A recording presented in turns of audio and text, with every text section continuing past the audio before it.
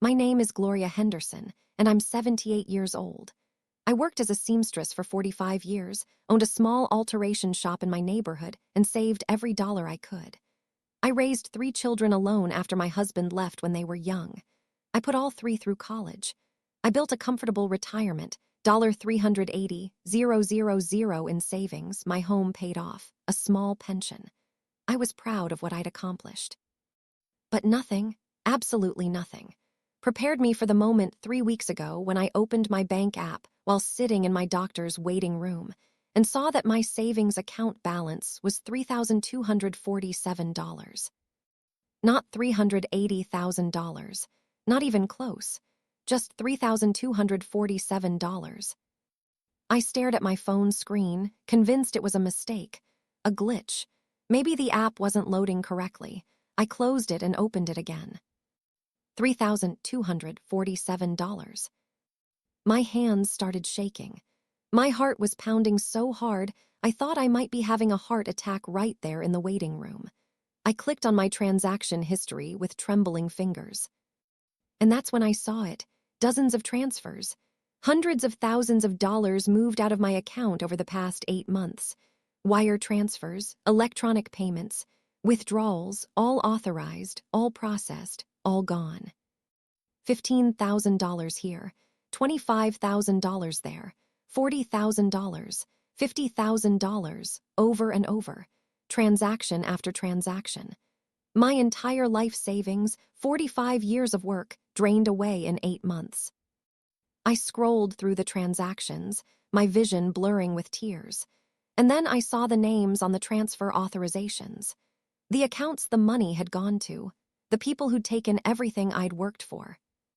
My children, all 3 of them, Marcus, Sharon, and Denise, my Bobbies, the kids I'd raised alone, the kids I'd sacrificed everything for. They'd systematically emptied my bank account while I trusted them to help me manage my finances better. After checking my bank app, I realized what they'd done. They'd stolen every penny I had, and they'd been so careful about it, spreading the transfers out over months, making them look legitimate, making sure I never noticed until it was too late.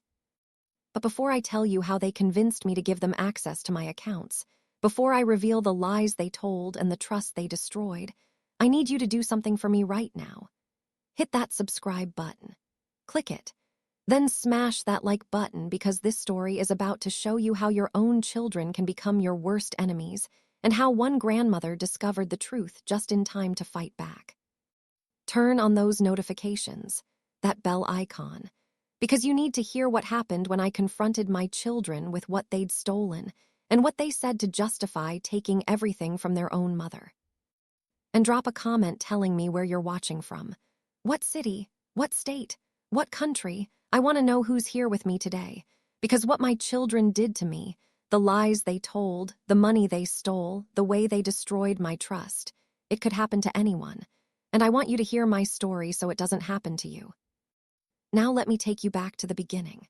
Let me tell you about my relationship with my children and how I went from being a proud, independent mother to a woman sitting in a doctor's office staring at a nearly empty bank account, realizing her own kids had robbed her blind. To understand what happened, you need to understand my relationship with my 3 children and how money has always been complicated in our family. My husband Raymond left when Marcus was 12, Sharon was 10, and Denise was 8. Just walked out one day and never came back. Didn't pay child support. Didn't stay in touch. Just vanished from our lives like we'd never mattered. I was 35 years old, alone with 3 kids, working at a dry cleaner making minimum wage. I'd always been good with a needle and thread, so I started taking in alterations on the side. Hemming pants, taking in dresses, fixing torn seams. Word spread, and soon I had enough side work to quit the dry cleaner and open my own small shop. Those were hard years, really hard. I worked 14-hour days, 6 days a week. I lived on rice and beans so my kids could have decent food. I wore clothes I'd made from fabric scraps while my kids wore store-bought clothes so they wouldn't be embarrassed at school. But I managed. I put all 3 kids through college, community college for the first 2 years, then state university. I paid every tuition bill, every book fee, every dorm cost. It wasn't easy, but I did it. Marcus became an accountant. Sharon became a social worker. Denise became a teacher. I was so proud of them. They'd all done better than me. They had professional careers, nice houses, good lives. And they'd all married.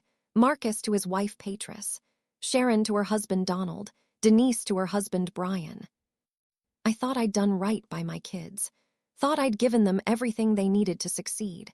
Thought they'd grown up understanding the value of hard work and sacrifice. I was wrong. The problems started about 5 years ago when Marcus, my oldest, came to me with a business proposal. "Mom, I've been looking at your finances. You're not maximizing your returns. Your savings are sitting in a regular savings account earning almost no interest. You should be investing." "I don't know anything about investing, Marcus." "That's why you have me. I'm an accountant. I understand money. Let me help you make your savings work harder for you. I'm comfortable with my savings where they are." "But Mom, you could be earning thousands more per year if you invested properly. You've worked so hard for this money. Don't you want it to grow?" He was persuasive, and he was my son, an accountant. Surely he knew what he was talking about. What would I need to do? "Just add me to your accounts. Give me access so I can move money around, make investments, manage things for you. You won't have to do anything. I'll handle it all." Something in my gut told me not to do it, but Marcus seemed so genuine, so concerned about my financial well-being. And he was right. I didn't understand investing. Maybe I should let him help. "Let me think about it." "Don't think too long, Mom. The market is good right now. We should act while conditions are favorable." I thought about it for a week. Then I said yes. I went to the bank with Marcus and added him as a joint owner on my savings account. He promised he'd only use the access to make investments that would grow my money. At first, nothing changed. My account balance stayed the same. I'd check it every few weeks and see the same amount I'd always seen. Then, about a year after giving Marcus access, Sharon came to me with concerns. "Mom, Marcus told me he's managing your money now. I'm worried about that. Marcus isn't a licensed financial advisor. He's just an accountant. He doesn't have the expertise to manage investments." He seemed to know what he was talking about. "I'm sure he thinks he does. But Mom, I work with elderly people in my social work practice. I see what happens when family members mismanage their money. It's risky. You should have a professional managing your accounts." "Do you know someone?" "Actually, Donald does. My husband works in finance. He knows reputable financial advisors. Let me have him set you up with someone." "I don't know, Sharon. Marcus is already helping me." "Mom, please, just meet with the advisor Donald recommends. Get a second opinion. If Marcus is doing a good job, the advisor will tell you. But if he's not, you'll know." That made sense. So I agreed to meet with the financial advisor Donald recommended, a man named Gerald Simmons. Gerald reviewed my accounts. "Mrs. Henderson, I don't see any investments here. Your money is still just sitting in savings. If Marcus was supposed to be investing for you, he hasn't done anything. Maybe he's still evaluating opportunities." "For a year, Mrs. Henderson, I think you should consider moving your money to proper investment accounts that I can manage for you. Accounts that Marcus doesn't have access to." "Why would I do that?" "Because family members having access to elderly parents' money, that's a risk factor for financial exploitation. I'm not saying Marcus would steal from you. I'm just saying it's safer to have professional management without family involvement." Sharon, who was in the meeting with me, nodded vigorously. "Mom, Gerald's right. Let's set up proper accounts with professional management. It's safer." "But what about Marcus? Won't his feelings be hurt?" "Marcus will understand. He wants what's best for you, right? And what's best is professional management." So I agreed. Gerald set up investment accounts under his management. But I didn't remove Marcus from my original savings account. I just moved most of the money to the new accounts Gerald managed, leaving about $50,000 in the account Marcus could access. "Just in case I need emergency money," I told Sharon. Marcus can help me access it quickly if something comes up. A few months later, Denise, my youngest, came to visit. She seemed stressed. Mom, Sharon told me about the investment accounts you set up. I'm concerned. Concerned? Why? Because, Mom, you don't really know this Gerald person. He's Donald's contact, not yours. What if he's not trustworthy? What if he loses your money? He's a licensed financial advisor. Sharon checked his credentials. Sharon isn't a financial expert. Neither is Donald. Mom, I think you should diversify. Don't put all your money in one place. What if something goes wrong? What do you suggest? Split your accounts. Keep some with Gerald if you want, but also open accounts with other advisors. Brian knows people too. Let us help you spread the risk. That sounds complicated. It's not complicated, it's smart. Mom, this is your life savings. You can't be too careful. She was right. I couldn't be too careful. So I agreed to meet with a financial advisor Brian recommended, a woman named Patricia Torres. Patricia also recommended moving money into accounts under her management. Diversification is key, Mrs. Henderson. Don't keep all your eggs in one basket. So I split my money 3 ways. Part managed by Gerald, part managed by Patricia, part left in my original savings account where Marcus had access. Over the next year, things seemed fine. I'd get monthly statements from Gerald and Patricia showing my investments. The balances looked good, growing slowly but steadily. I didn't check my original savings account much, the one Marcus had access to. I figured there was only about $50,000 in there, and Marcus would tell me if anything important happened with it. I was wrong about that too. About 2 years ago, Marcus came to me again. Mom, we need to talk about your financial situation. I've been reviewing everything, and I'm concerned. Concerned about what? You've split your money between multiple advisors. That's creating inefficiencies, multiple management fees, conflicting strategies. Mom, you're losing money by having things spread out like this. But Denise said diversification was important. Diversification, yes, but not this way. What you need is consolidated professional management. One person overseeing everything with a comprehensive strategy. Like who? Like me, Mom, I'm an accountant. I understand money better than these advisors who are just trying to collect fees. Let me take over full management of your finances. I'll consolidate everything, eliminate the fees, and manage it properly. I don't know, Marcus. Sharon said family members managing money was risky. Sharon doesn't understand finance. Neither does Donald. They're just repeating what they've heard. Mom, I'm a professional. This is literally my job, and I'm your son. I have your best interests at heart. These advisors, they just want to collect fees. They don't actually care about you. I need to think about it. Think fast, Mom. Every month you wait, you're losing money to unnecessary fees. I thought about it. Marcus was an accountant. He did understand money, and he was my son. Surely I could trust him more than strangers.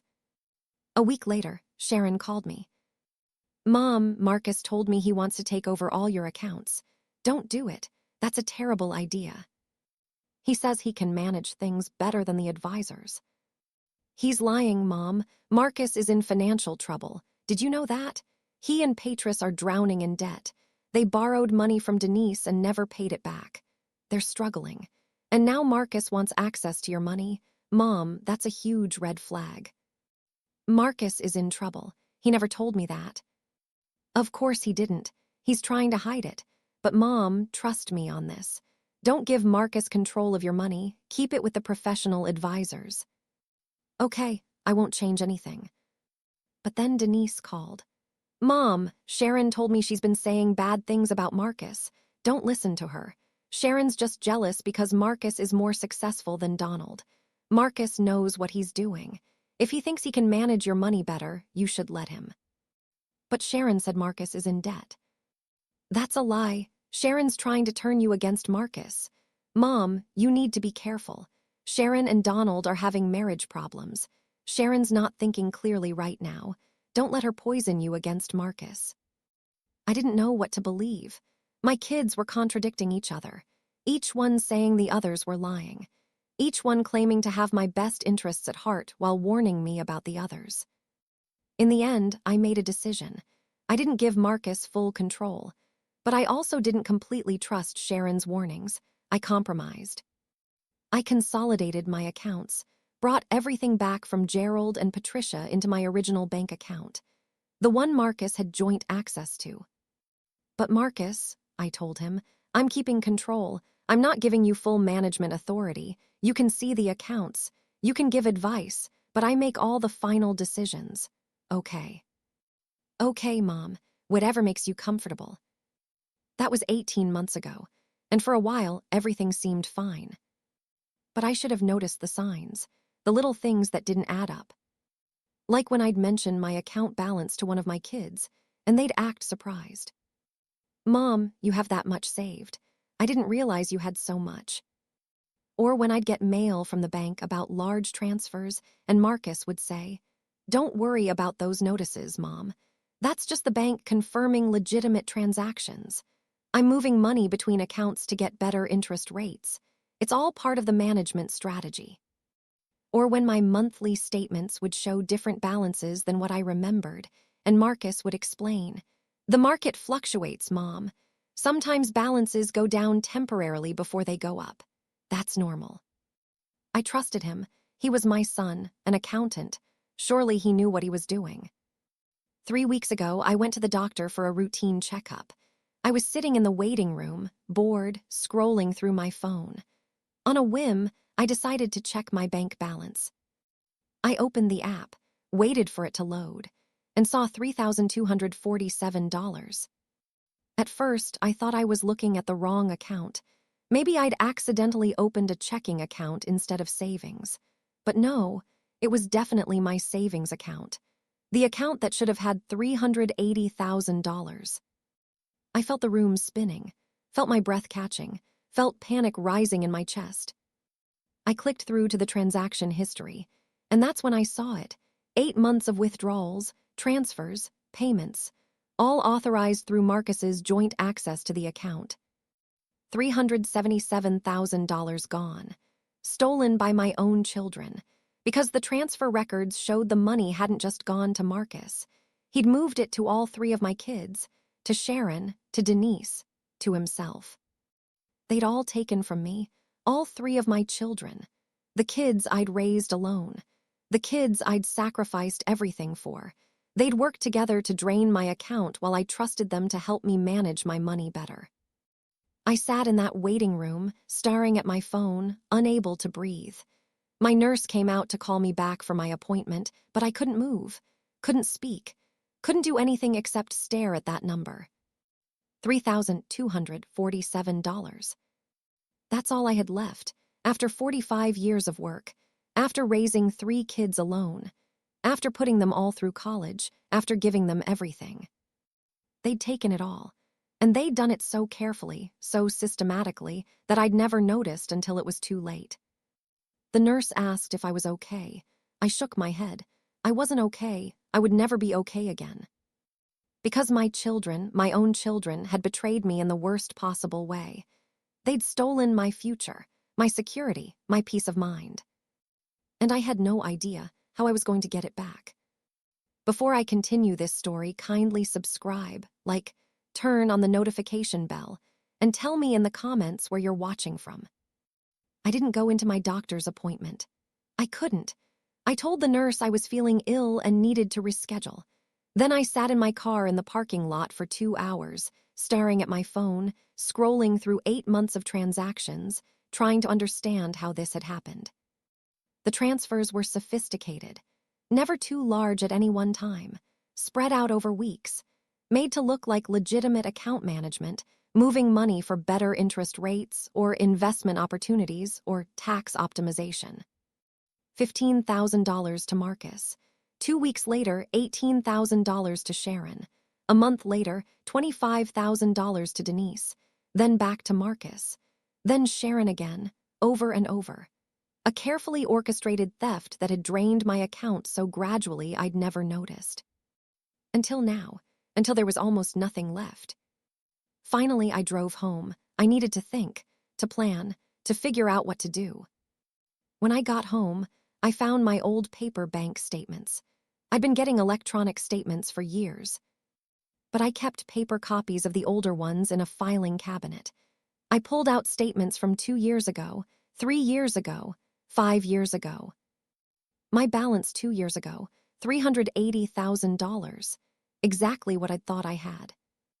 My balance 18 months ago, right after I consolidated everything and gave Marcus access, $380,000, still intact.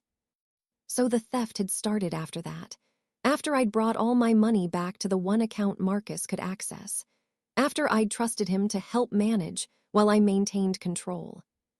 Except I hadn't maintained control. I'd signed documents at the bank making Marcus a joint owner, which meant he didn't need my permission for transactions. He could move money freely, and he had. I called the bank. I'm calling about unauthorized transactions on my account. What kind of unauthorized transactions, Mrs. Henderson? Large transfers, over the past 8 months. I didn't authorize them. One moment, let me pull up your account. Mrs. Henderson, I'm showing multiple wire transfers and electronic payments, but they're all authorized by Marcus Henderson, who's listed as a joint owner on the account. These weren't unauthorized. They were legitimate transactions by an account holder. But I didn't know about them. I didn't give permission. Ma'am, as a joint owner, Mr. Henderson doesn't need your permission. He has full authority to conduct transactions. Is there a dispute between you and Mr. Henderson about how the money was used? There's more than a dispute. He stole from me. If you believe fraud has occurred, you'll need to file a police report. But Mrs. Henderson, I need to be clear, from a banking perspective, these transactions were legal. Mr. Henderson had authorized access. That's not theft in the legal sense. That's a family dispute about money management. So you're saying there's nothing you can do? We can remove Mr. Henderson from the account going forward, but we can't reverse transactions that were legally authorized at the time they occurred. You'd need to pursue that through legal channels or family negotiation. I hung up feeling hopeless. The bank couldn't help. The police probably couldn't help, because technically Marcus had been authorized to access the account. I'd given him that authorization, trusted him with it, and he'd used it to rob me blind. I needed to confront him, all 3 of them. I needed to hear them explain how they could do this to their own mother. I called Marcus first. My hands were shaking so hard I could barely dial. Hey, Mom, what's up? Don't what's up me. I checked my bank account today. I know what you did. Silence on the other end. Then, Mom, I can explain. Explain? How do you explain stealing $377,000 from your own mother? I didn't steal it. I managed it, just like you asked me to. I asked you to help me manage my money, not take it all for yourself. Marcus, there's only $3,000 left. You've taken everything. That's not accurate. The money's not gone. It's been invested, redistributed, managed properly. Invested where? Show me the investments. Show me the accounts. Marcus, where is my money? It's in various places. Different investment vehicles. Mom, you don't understand how modern wealth management works. Money needs to be liquid, mobile, strategically positioned. Stop using fancy words. Tell me where my money is. Some of it is with Sharon. She needed help with a down payment on a house. It's an investment in real estate. You gave my money to Sharon, without asking me. Not gave, loaned. She's going to pay it back with interest. How much did you give her? About $85,000. But Mom, it's a good investment. Real estate appreciates. $85,000. Marcus, that's not your money to invest. That's mine. And what about the rest? Where's the other $292,000? Some went to Denise. She had credit card debt, high interest rates. It made financial sense to pay that off using your low-interest money, then have her pay you back at a lower rate. Everyone saves money that way. You used my money to pay Denise's credit card debt. To pay off debt that was costing her 23% interest. Mom, This is smart money management. You're just not understanding the strategy. I understand that my money is gone, and you took it without asking. Marcus, how much did Denise get? Around $70,000. But again, it's not gone. It's an investment in your daughter's financial stability. And what about you? How much did you take? Marcus was quiet for a moment. I borrowed some for business opportunities and to pay off some debts, maybe $120,000 total. But Mom, it's not stealing. It's family helping family. You've always said family should support each other. Supporting each other means asking first, getting permission, not secretly draining my account while lying about investment strategies. I wasn't lying. I was managing. You were stealing. Marcus, you've taken everything I worked for, everything I saved for 45 years. How could you do this to me? Mom, you're overreacting. The money's not gone. It's just redistributed among family. We'll pay you back. When? How? Marcus, do you have $120,000 to pay me back right now? Not right now, but eventually. Eventually, I'm 78 years old. I don't have time for eventually. I need that money for my retirement. For my future. Marcus, what if I get sick? What if I need care? What am I supposed to do with $3,000? Mom, we'll take care of you. If you need something, we'll help. That's what family does. Family doesn't steal from each other. Marcus, I want my money back, all of it. From you, from Sharon, from Denise. I want every penny returned to my account within 30 days. That's not realistic. None of us have that kind of cash available. Then sell something, get loans, figure it out. But Marcus, if my money isn't back in my account in 30 days, I'm going to the police. I'm filing charges for theft, and I'm getting a lawyer. You wouldn't do that. We're your children. You were my children. Right now, you're thieves who stole my life savings. You have 30 days. I hung up. My whole body was shaking. I just threatened to report my own son to the police. But what choice did I have? He'd stolen from me. All three of them had. 10 minutes later, Sharon called. Mom, Marcus just called me. He's very upset. He says you're threatening to involve police. He told you? Good. Then you know I found out what you all did. Sharon, how could you take $85,000 from me? Mom, I didn't take it. Marcus gave it to me. He said it was from you, a loan to help with our house. Did I tell you I was giving you a loan? Well, no, but Marcus said you'd agreed to it, that you wanted to help us but didn't want to make a big deal about it, so you asked him to handle it quietly. That's a lie. Sharon, I never agreed to give you $85,000.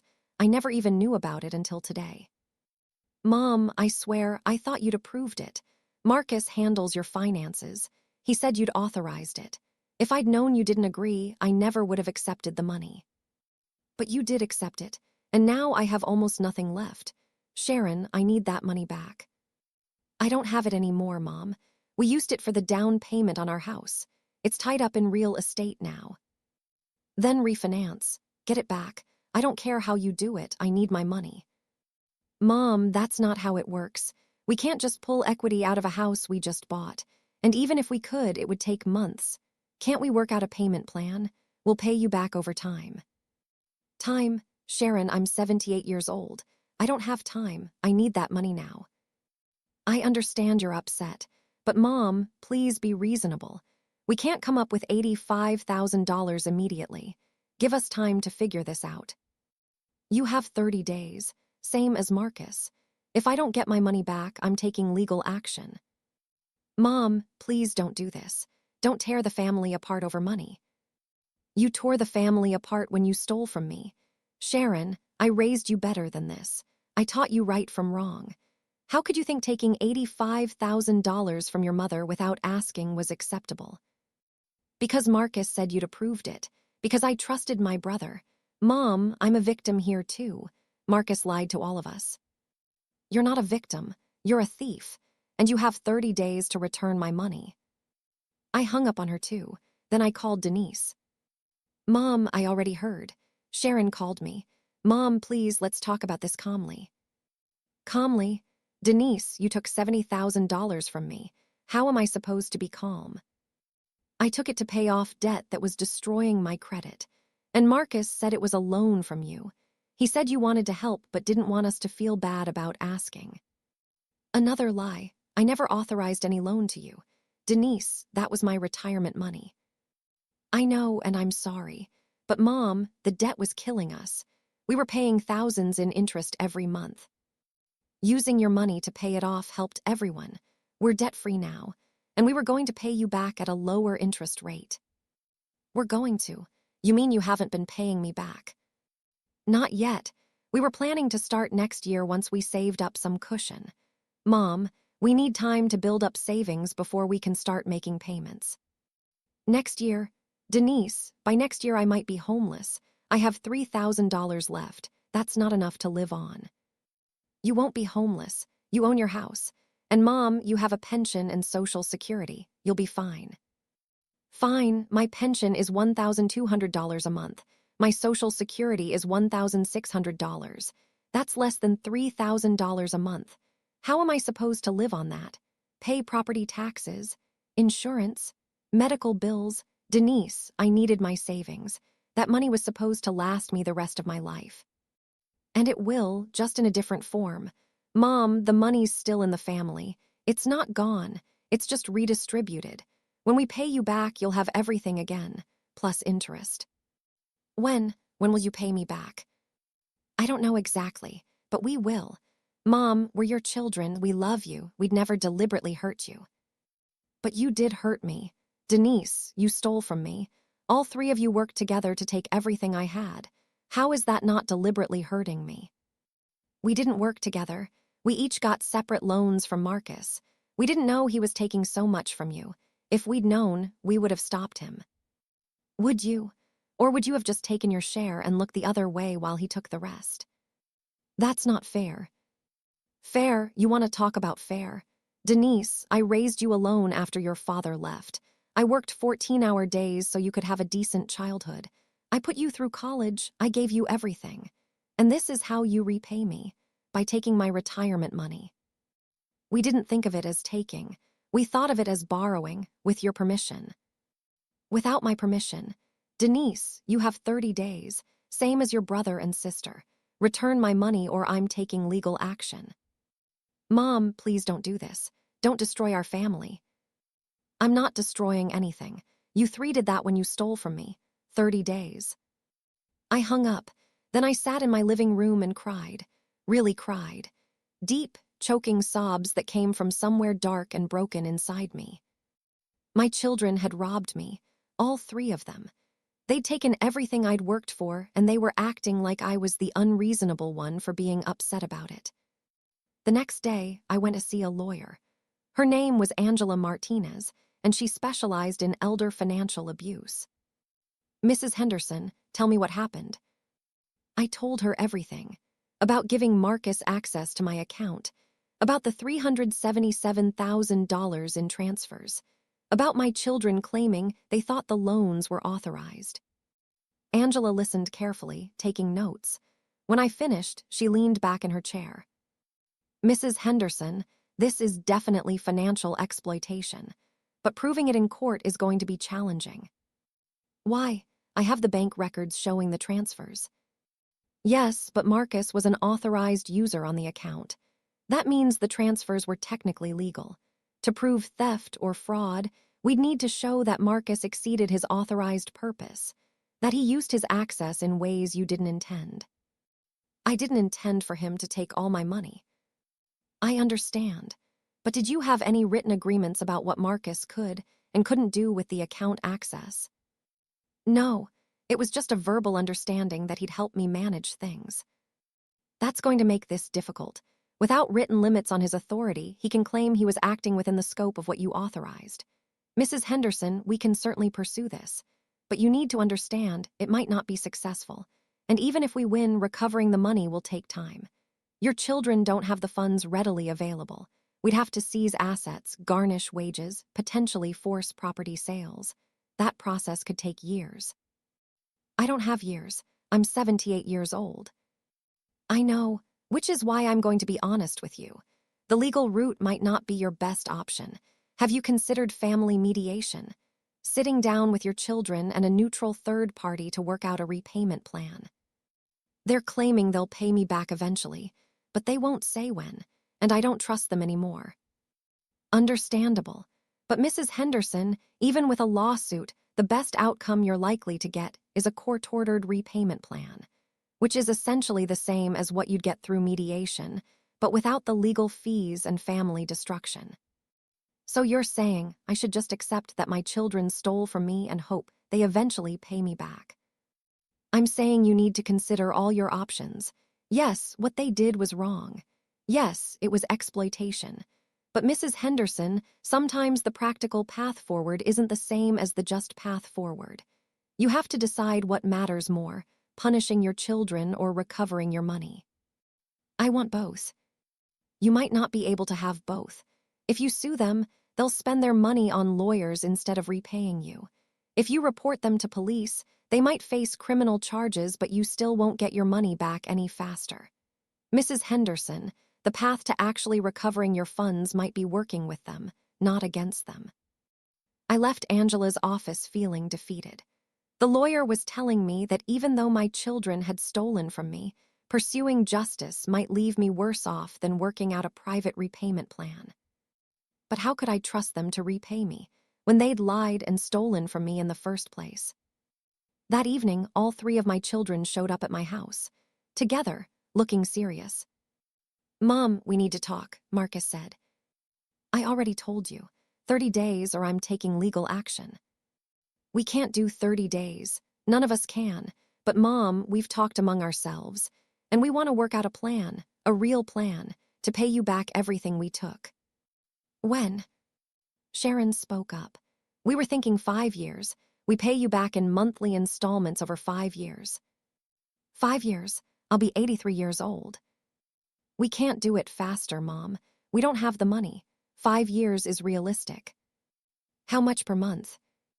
Denise pulled out a paper. "We calculated it. If we pay you back $6,300 per month for 5 years, that covers the full $377,000 plus some interest. $6,300 per month split 3 ways. That's $2,100 each. We can all manage that." I looked at the paper, at my children, at the proposal they'd worked out. "How do I know you'll actually pay?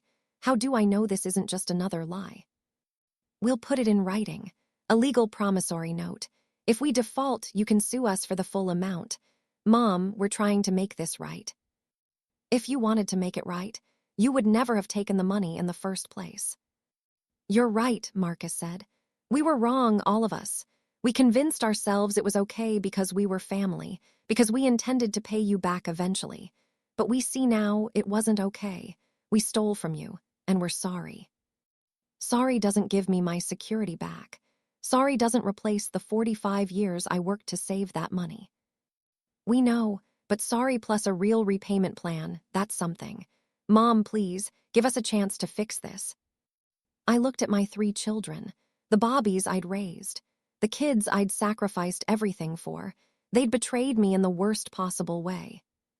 But they were still my children, and maybe, just maybe, they were genuinely trying to make amends. "I need to think about it. Come back tomorrow with a written proposal, and it better be legitimate, notarized, legally binding. If I agree to this, it's not going to be on trust, it's going to be on contract." "We understand. We'll have something ready tomorrow." After they left, I sat in my empty house and wondered if I was making another mistake. Wondered if I should be trusting them again. Wondered if 5 years from now I'd be sitting in this same house, still broke, still betrayed, realizing they'd never intended to pay me back at all. But what choice did I have? The lawyer said legal action might not work. The bank said the transfers were technically authorized. And my children were offering a repayment plan, maybe not as fast as I wanted, but at least it was something. I would sleep on it. And tomorrow, I'd make a decision that would determine whether I'd spend the rest of my life with nothing or whether I'd slowly, painfully, recover what my children had stolen. Before I continue this story, kindly subscribe, turn on the notification bell, and tell me in the comments where you're watching from. The next day, my children returned with a lawyer, Not Angela Martinez, but their own attorney, a man named David Fletcher. He had the promissory notes drawn up, 3 separate documents, one for each of my children. Mrs. Henderson, I've prepared these notes according to your children's instructions. Each one commits to repaying their portion of the loan over 5 years at $2,100 per month, with 3% annual interest. I read through the documents carefully. Marcus would repay $120,000. Sharon would repay $85,000. Denise would repay $70,000. Each note specified monthly payments starting immediately, penalties for late payments, and clauses allowing me to demand full payment if they defaulted. This says loan. These weren't loans, these were thefts. David cleared his throat.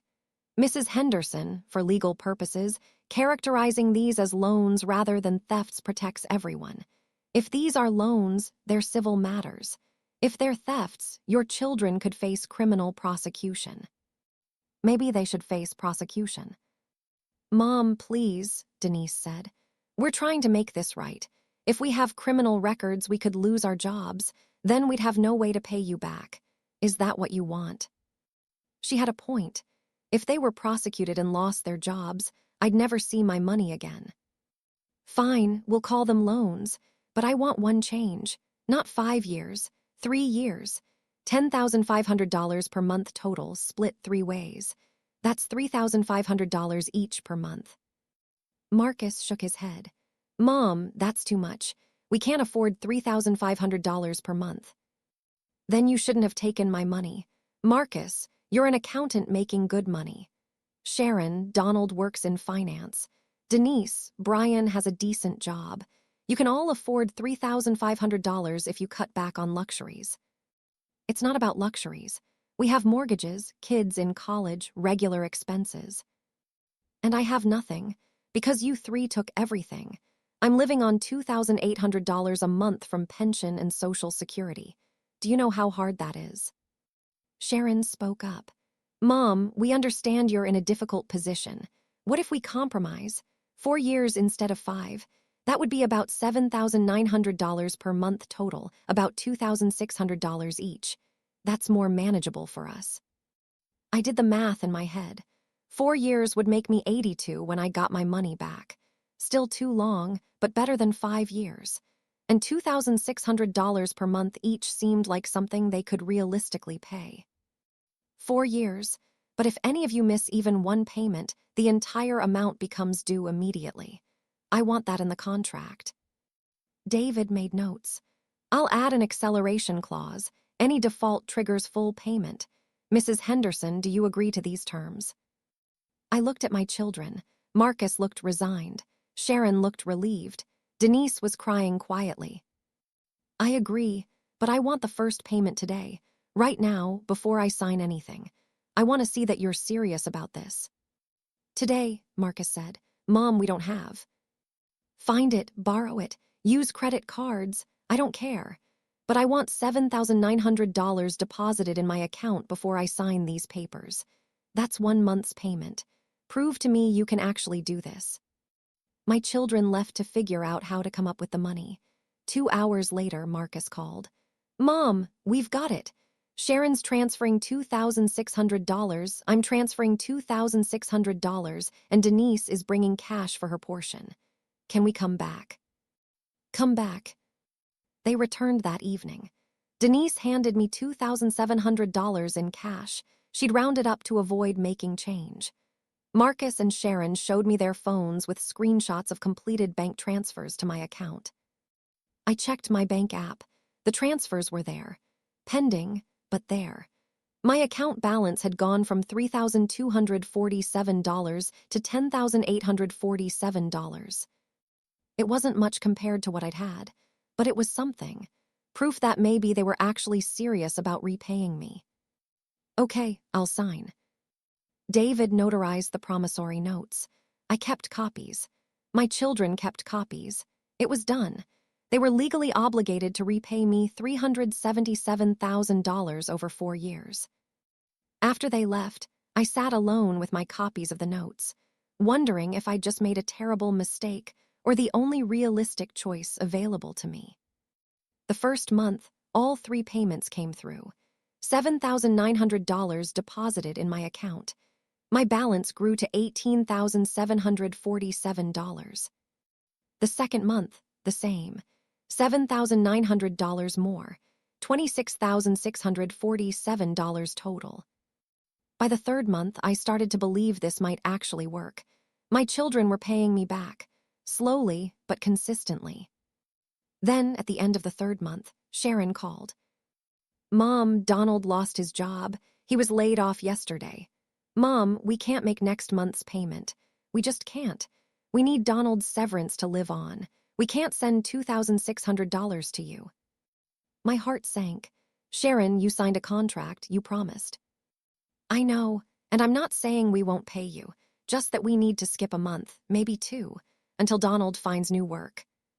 The contract says, if you miss a payment, the full amount becomes due immediately." "Mom, please, don't invoke that clause. We're trying. But we physically don't have the money right now. Would you rather have us homeless, unable to pay you anything at all?" She had a point.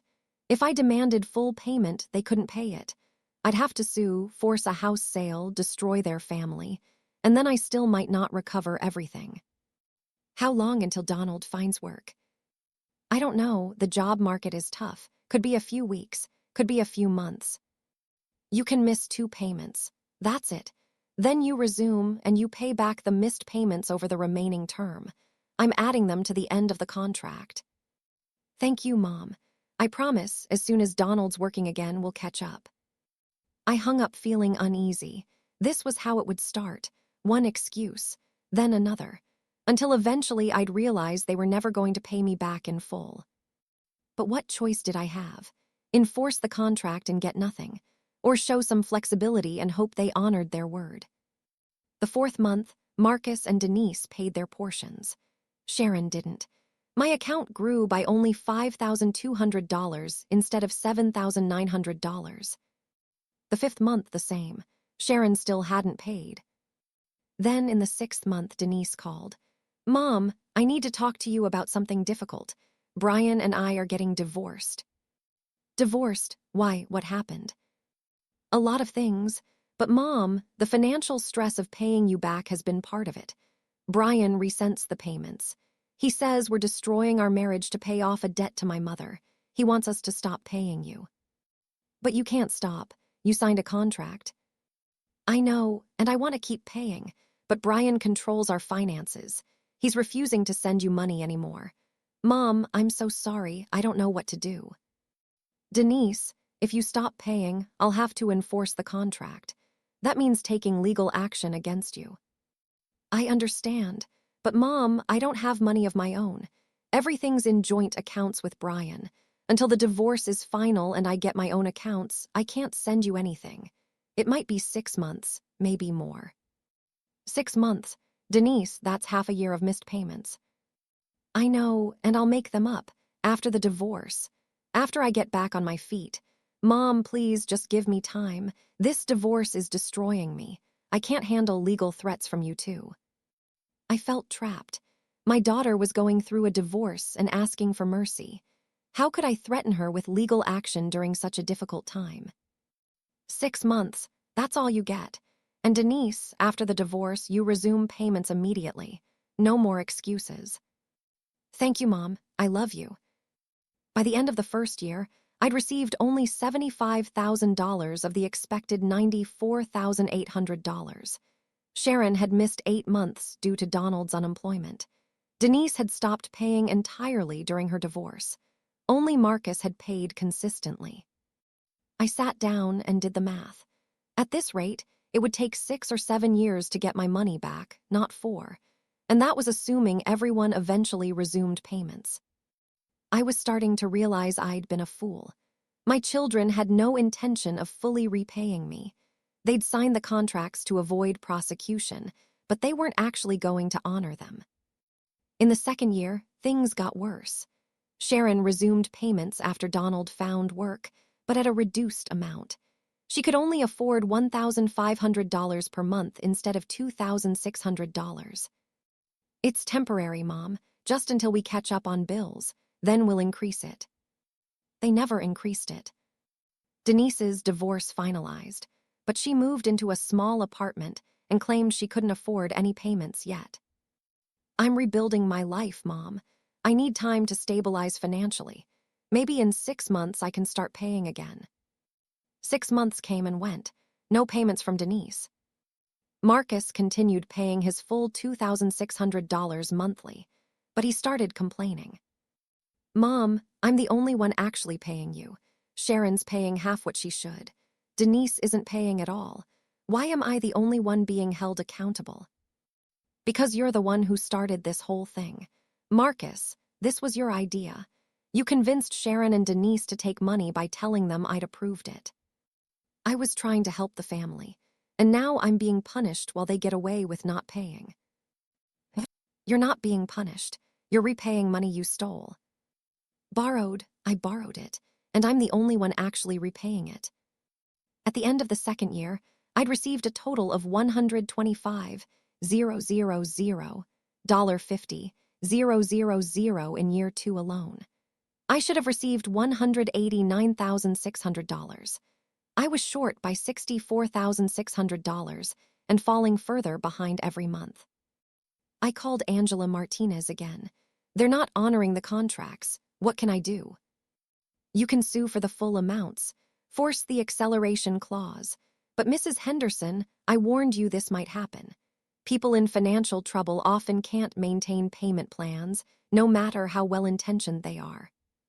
So I just accept that I'm never getting my money back. You might get some of it back over time, but all of it, unlikely, I'm sorry. I felt defeated, betrayed again. My children had promised to make things right, but they were failing. And I was powerless to do anything about it without destroying what was left of my family. Then, 2.5 years after signing the contracts, something happened that changed everything. I got a call from Marcus's wife, Patris. We'd never been close. She'd always been cold and distant with me, so I was surprised when she called. Gloria, we need to talk about Marcus and the money. What about it? He's lying to you about everything. Gloria, Marcus has been lying to you since the beginning. What do you mean? Can we meet in person? There's something you need to know, something that explains everything. We met at a coffee shop the next day. Patris looked nervous, scared even.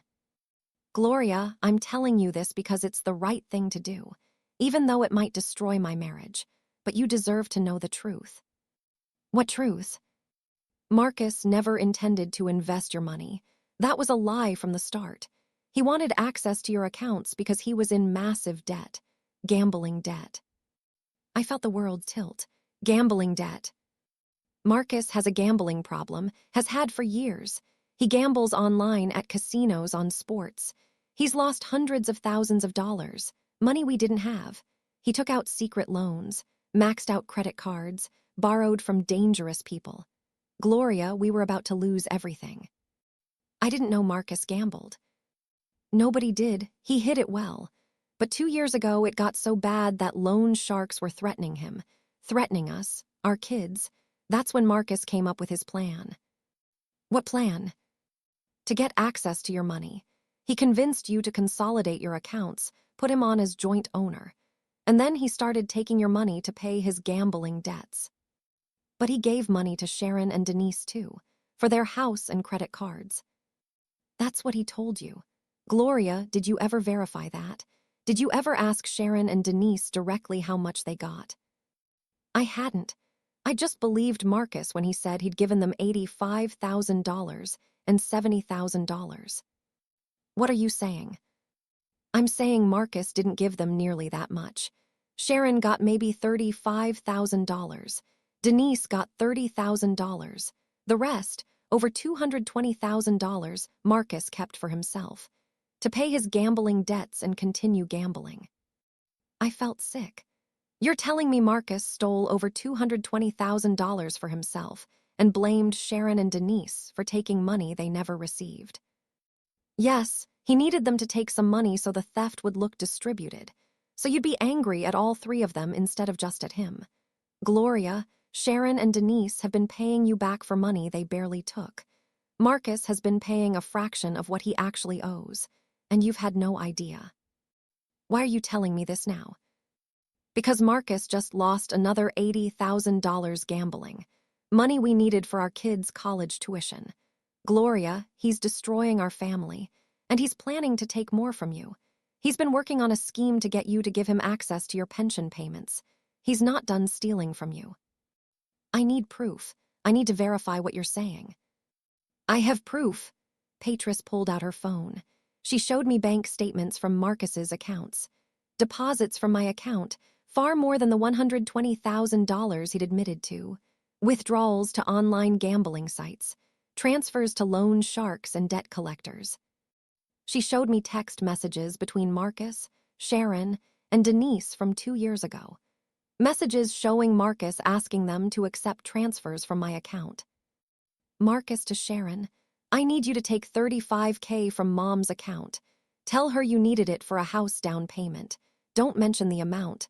Let her assume it was more. Sharon to Marcus, why? What's going on? Marcus to Sharon, just trust me. It's for Mom's protection. And ours. Just take the money and don't ask questions. Similar messages to Denise about taking $30,000 for credit card debt. They didn't know, I whispered. Sharon and Denise didn't know Marcus was stealing more. They suspected something was wrong, but Marcus is persuasive.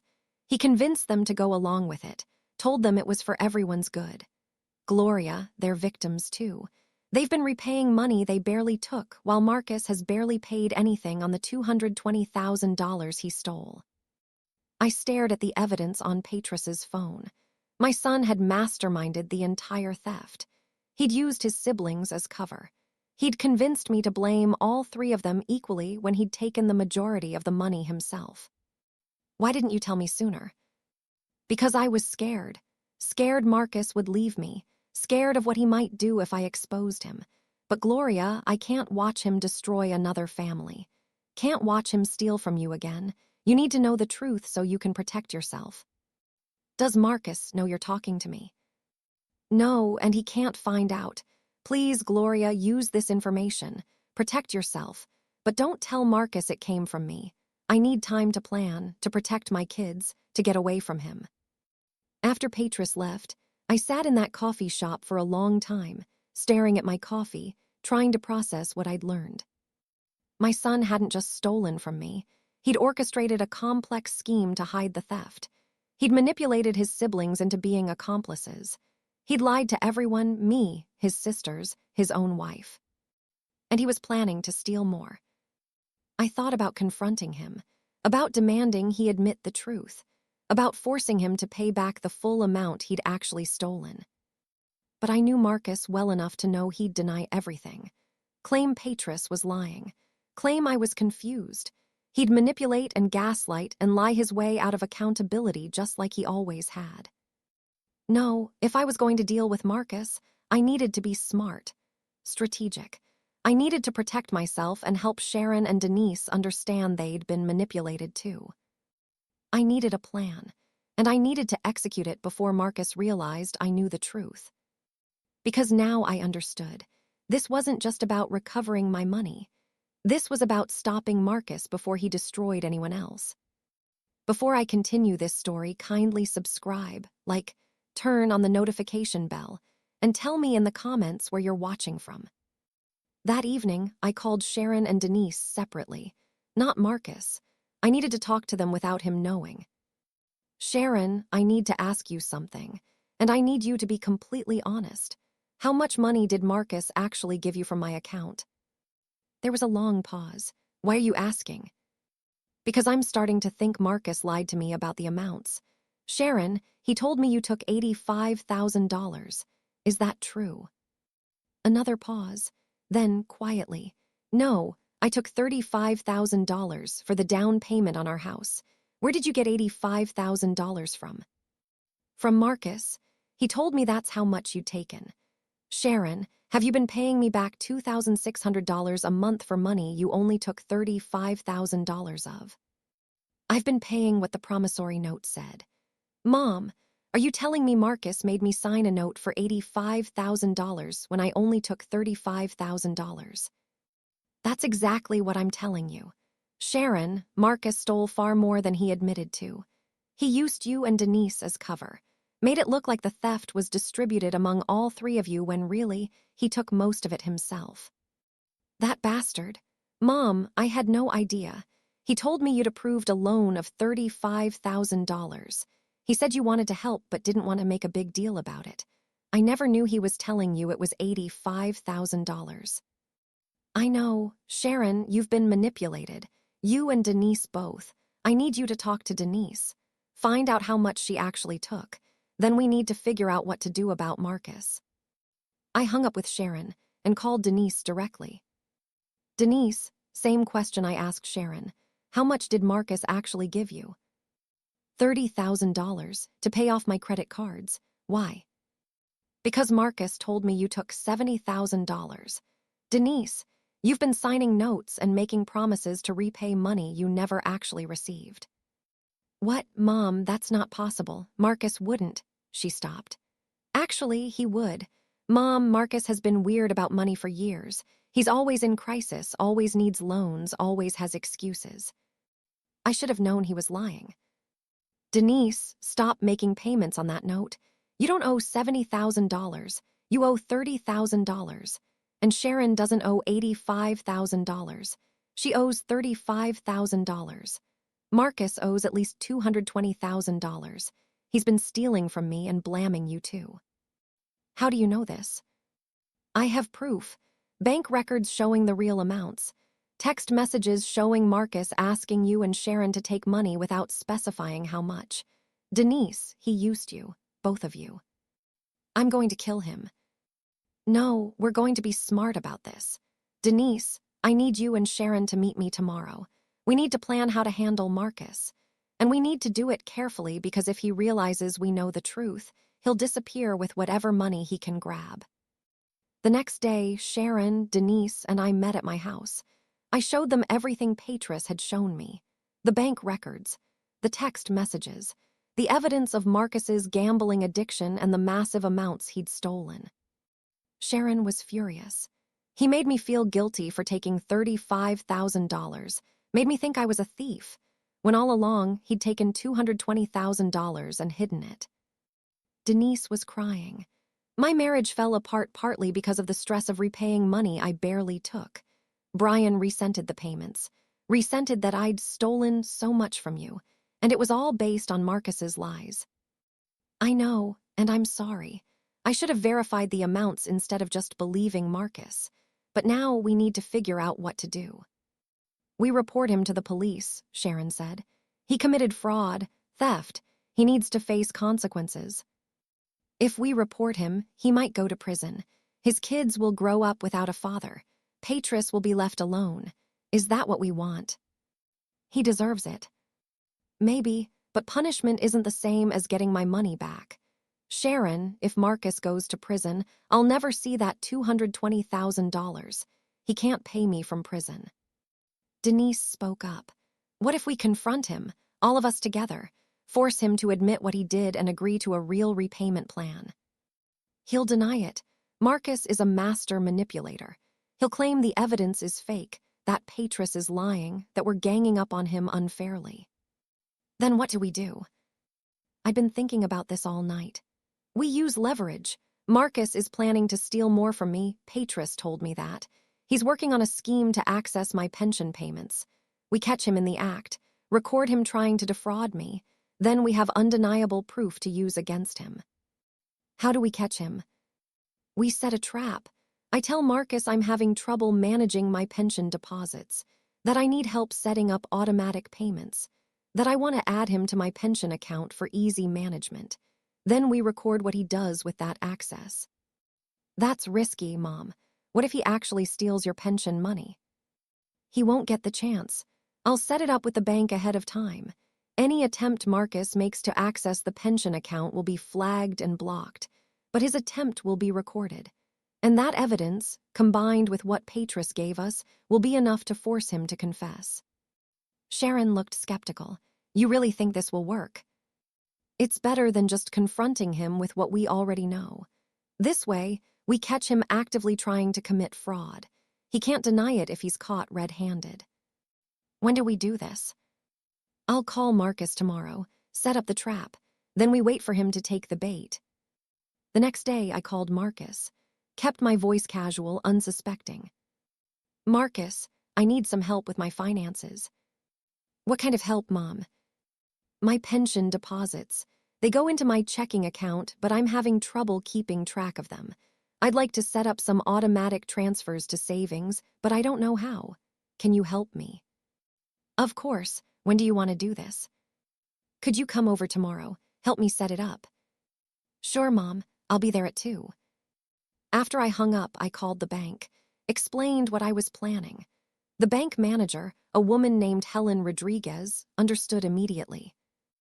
Mrs. Henderson, we can set up monitoring on your pension account. If anyone tries to access it or transfer funds, we'll block the transaction and document the attempt. That documentation can be used as evidence of attempted fraud. That's perfect. Can you set it up today? Absolutely. And Mrs. Henderson, I'm sorry this is happening to you. Family financial abuse is more common than people realize. You're brave to fight back. The next day, Marcus arrived at my house right on time. He looked relaxed, confident. He had no idea what was about to happen. Okay, Mom, show me what you're trying to set up. I want you to help me access my pension account online. I don't remember my password. No problem. We can reset it. Do you have your account information? I pulled out my pension paperwork. Marcus took it and started working on my computer, resetting my password, gaining access to my pension account. Sharon and Denise were hidden in my bedroom with the door cracked open. They had their phones out, recording everything. Okay, Mom, I'm in. Now, what do you want to do? I want to set up automatic transfers, move some of my pension money to savings each month. I can do that. How much do you want to transfer? Maybe $500 a month. Mom, you could transfer more than that. You don't need all your pension money for monthly expenses. What if we transferred, say, $1,000 a month to savings? Build up your reserves faster. I guess that makes sense. Marcus started setting up the transfers, but instead of transferring to my savings account, he was setting them up to go to his account. I saw it on the screen. The account number he was entering wasn't mine. Marcus, what account is that? It's a special high-yield savings account I set up for you. Better interest rates than your regular savings. Trust me, Mom, this is the best way to manage your money. He was lying. That was his account number. He was setting up my pension deposits to be automatically transferred to himself. Actually, Marcus, I changed my mind. I don't want to set up transfers right now. Let me think about it more. Mom, we're already here. Let's just finish setting it up. It'll only take a second. No, I said I changed my mind. Marcus's expression flickered with annoyance. Fine, but Mom, you really should let me manage this. You're leaving money on the table by not optimizing your accounts. I'll think about it. Thanks for your help. After Marcus left, Sharon and Denise came out of the bedroom. Did you see that? Sharon demanded. He was putting his account number in. He was literally setting up your pension to be deposited directly to him. I saw it, and you recorded it. Every second. Mom, we have him. This is proof he's actively trying to steal from you. I called Helen at the bank. Did you catch it? We caught everything. Mrs. Henderson, Marcus attempted to redirect your pension deposits to an account under his control. That's attempted fraud. We have all the documentation. What do you want to do with it? I want to set up a meeting. Me, Marcus, Sharon, Denise, and a police officer. I want to confront him with everything we know. Give him one chance to confess and make things right. If he doesn't, I press charges. I can help arrange that. Let me make some calls. 3 days later, we all gathered in a meeting room at the bank. Me, Marcus, Sharon, Denise, Helen, and Officer James Mitchell from the Financial Crimes Unit. Marcus looked confused and worried when he saw Officer Mitchell. What's going on? Mom, why is there a cop here?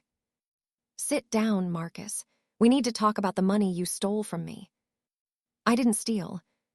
Stop, Marcus, I know everything. I know you took $220,000, not $120,000. I know you lied about how much Sharon and Denise took. I know about your gambling addiction. And I know you just tried to redirect my pension deposits to your account. Marcus's face went white.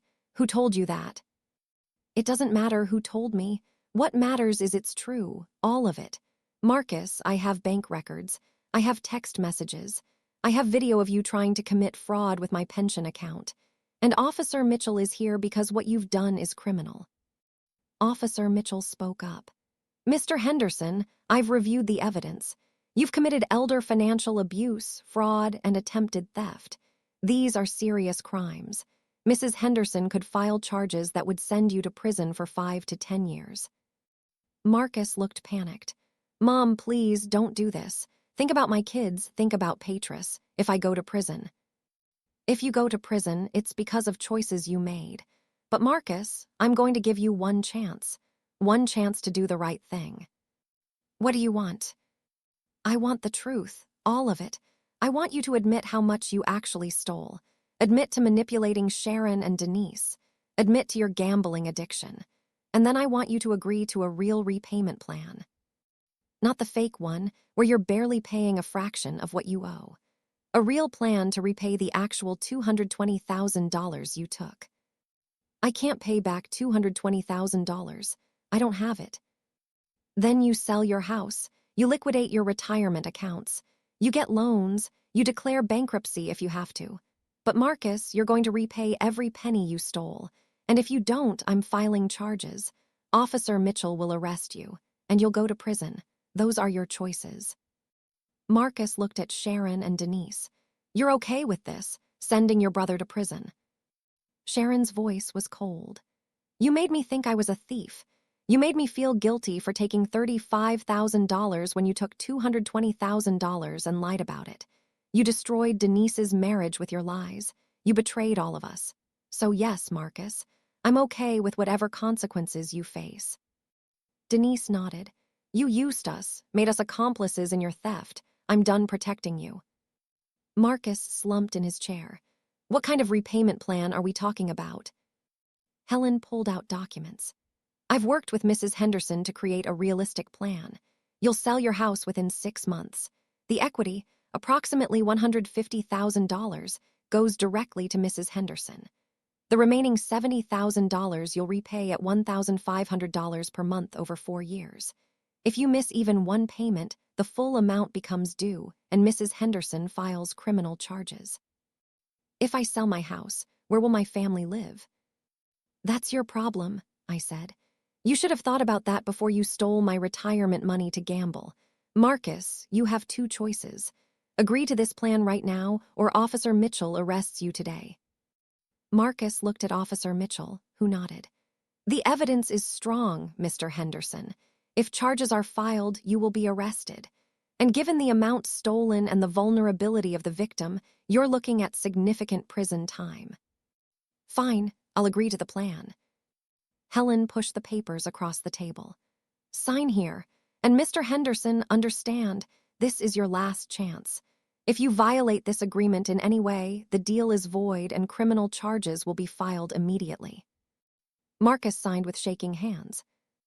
After he left, escorted out by Officer Mitchell to make sure he didn't try anything, Sharon hugged me. Mom, I'm so sorry. Sorry I believed Marcus. Sorry I took money from you even though I thought you'd approved it. Sorry for everything. You were manipulated. Both you and Denise. Sharon, I know the difference between someone who meant to hurt me and someone who was used to hurt me. Denise hugged me next. What about the promissory notes we signed? The ones based on Marcus's lies? We're tearing them up. Denise, you owe me $30,000. Sharon, you owe me $35,000. Those are the real amounts. And I'm giving you both new terms, $500 per month each until it's paid off. No pressure. No acceleration clauses. Just honest repayment from my daughters who were tricked by their brother. We can do that, Sharon said. And Mom will pay you back every penny, I promise. I know you will. Over the next 6 months, Marcus sold his house. Patris divorced him, took the kids, and moved to another state to start over. Marcus moved into a small apartment and got a second job to afford the $1,500 monthly payments he owed me. Sharon and Denise paid their $500 per month faithfully. Within 2 years, they'd both repaid their actual debts in full. Marcus's repayment took longer. 4 years after selling his house and transferring the equity to me, he was still making monthly payments on the remaining balance. But he paid, every month, on time, because he knew if he missed even one payment, he'd face criminal prosecution. 3 years after that meeting in the bank, I'd recovered $280,000 of the $377,000 stolen from me. I still had $97,000 to go, all owed by Marcus, but it was coming. Slowly but surely. I was 81 years old now. The money was coming back, but I'd lost 3 years of retirement security. 3 years of living on almost nothing while my children repaid what they'd stolen. But I'd also gained something. I'd gained the knowledge that I was strong enough to fight back, that I could stand up to my own children when necessary, that I could demand justice and accountability even when it hurt. Sharon and Denise had rebuilt their relationships with me. We had dinner together every month. They called regularly. They'd proven through their actions that they were sorry and wanted to make things right. Marcus I barely spoke to. He made his payments, but there was no relationship left. The trust was too broken, the betrayal too deep. One evening, Sharon asked me something I'd been wondering myself. "Mom, do you regret giving Marcus access to your account? Do you wish you'd never trusted him?" I thought about it. I regret that Marcus abused my trust, but I don't regret trying to help my children when they asked for it. Sharon, the mistake wasn't trusting you. The mistake was not verifying what was happening with my money, not checking my accounts regularly, not asking more questions when things seemed off. What would you tell other people, other parents who might be in similar situations? I'd tell them to trust but verify. Help your children if you can, but never give anyone, even family, unrestricted access to your money. Keep control. Stay involved. Check your accounts regularly. And if something feels wrong, investigate immediately. Don't wait like I did. Good advice. 4 years after checking my bank app and discovering what my children had done, I'd learned lessons I wished I'd never needed to learn. Lessons about trust and betrayal, about family and money, about the importance of protecting yourself even from the people you love most. After checking my bank app, I realized what they'd done. They'd stolen everything I'd worked for, but I also realized something else. I had the strength to fight back, to demand justice, to recover what was mine. The fight wasn't easy, it wasn't quick, and it cost me relationships that would never fully heal. But I won. Not completely. I was still short $97,000 and probably would be for another few years. But I'd recovered most of what was stolen. I'd exposed Marcus's lies. I'd protected Sharon and Denise from continuing to pay for crimes they didn't commit. And I'd sent a clear message. I wouldn't be a victim, not even to my own children. Now, at 81, I live on my pension, Social Security, and the monthly payments from Marcus. It's enough. Not comfortable like it should have been with my full savings intact, but enough. I check my bank app every single day now. I review every transaction. I watch my balances like a hawk. And I'll never, ever give anyone access to my accounts again. That day in the doctor's waiting room, when I saw $3,247, where $380,000 should have been, that was the worst day of my life. But it was also the day I learned I was stronger than I'd ever imagined. My children stole my money, but they couldn't steal my strength, my determination, my will to fight for what was mine. After checking my bank app, I realized what they'd done, and then I showed them what I was capable of doing in return. Justice, accountability, recovery. It took years, it cost relationships, but I got it, and that's worth more than any amount of money they could have stolen. If this story touched you, please subscribe, like, and turn on the notification bell for more emotional stories like this. Tell me in the comments where you're watching from. Somewhere out there, I might be reading.